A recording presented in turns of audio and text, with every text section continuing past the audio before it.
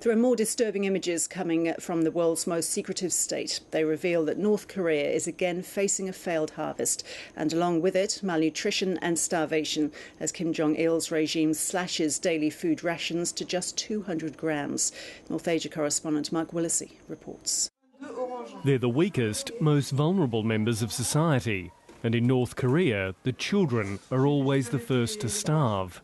But at this orphanage in the country's west, the doctor doesn't dare blame the regime. Because of the flooding, the children are suffering from diarrhoea and digestive problems.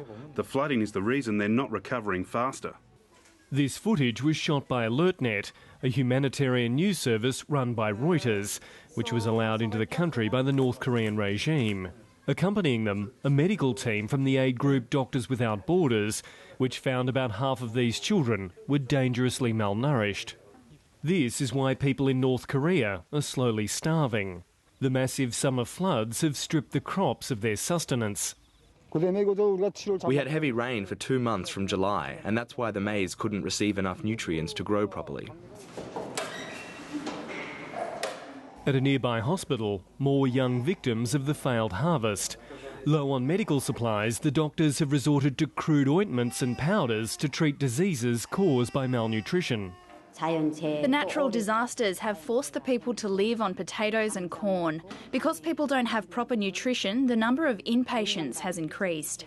Reliant on diminishing sources of aid, the North Korean regime has reacted to the failed harvest by slashing food rations to just 200 grams per person per day. So we're looking at a situation where, in particular, young children and their mothers are very vulnerable to malnutrition. After an unsatisfying dinner, these orphans huddle together under the watchful eye of the dear leader to sit through yet another patriotic film.